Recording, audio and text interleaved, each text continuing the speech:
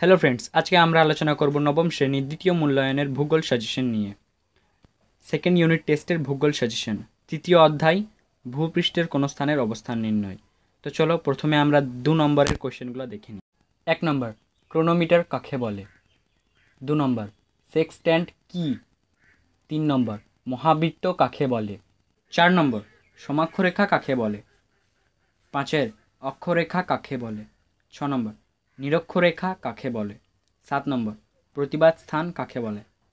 এই প্রশ্নটা একটু ভালো করে দেখবে, এটি পরীক্ষার আসার সম্ভাবনা রয়েছে। 8 নম্বর, ছায়াবৃত্ত বলতে কি বোঝো? এটিও গুরুত্বপূর্ণ। 9 নম্বর, অক্ষাংশ কাকে বলে? 10 নম্বর, সময় অঞ্চল কাকে বলে? 11 নম্বর, রৈখিক দূরত্ব কাকে বলে? এগুলি ছিল তোমাদের 2 মার্কসের কোয়েশ্চেন। চলো এবার 3 নম্বরের কোয়েশ্চেনগুলো দেখে নিই। 1 নম্বর, অক্ষাংশ ও অক্ষরেখার মধ্যে পার্থক্য। এটি খুবই গুরুত্বপূর্ণ। 2 নম্বর, অক্ষরেখা ও দ্রাঘিমা রেখার মধ্যে পার্থক্য। এবং 3 নম্বর, প্রমাণ সময় ও স্থানীয় সময়ের মধ্যে পার্থক্য। এটি খুবই গুরুত্বপূর্ণ, একটু ভালো করে দেখবে।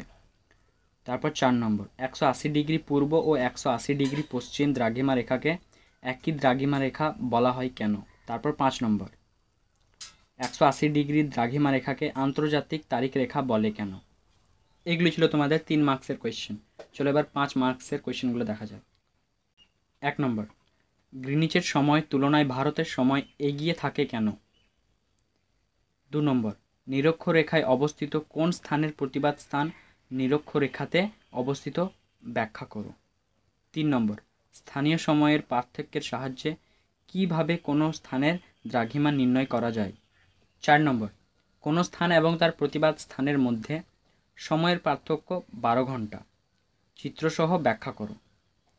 তারপর 5 নম্বর, আন্তর্জাতিক তারিখ রেখার প্রয়োজনীয়তাগুলো কী? তারপর 6 নম্বর, একই দ্রাঘিমা রেখায় অবস্থিত জায়গাগুলির স্থানীয় সময় এক হয় না কেন? আমি তোমাদেরকে আরও 3টি এক্সট্রা সাজেশন দিতে চাই, যেগুলি খুবই গুরুত্বপূর্ণ। তোমরা এটিকে বোনাস টিপ ভেবে নিতে পারো। চলো এক্সট্রাগুলো দেখে নিই। টিকা, AM ও PM। তারপর ভূজালক কীভাবে পৃথিবী পৃষ্ঠের অবস্থান নির্ণয়ে সাহায্য করে? মহাবৃত্তের 2টি বৈশিষ্ট্য উল্লেখ করো। 3 নম্বর, অক্ষরেখার সাহায্যে কিভাবে পৃথিবীকে বিভিন্ন তাপ বলয়ে ভাগ করা যায় সেটি আলোচনা করো। সো আই হোপ কি ভিডিওটি তোমাদেরকে ভালো লেগেছে। যদি ভিডিওটি ভালো লেগে থাকে তাহলে সাবস্ক্রাইব এবং একটি কমেন্ট করে দিও।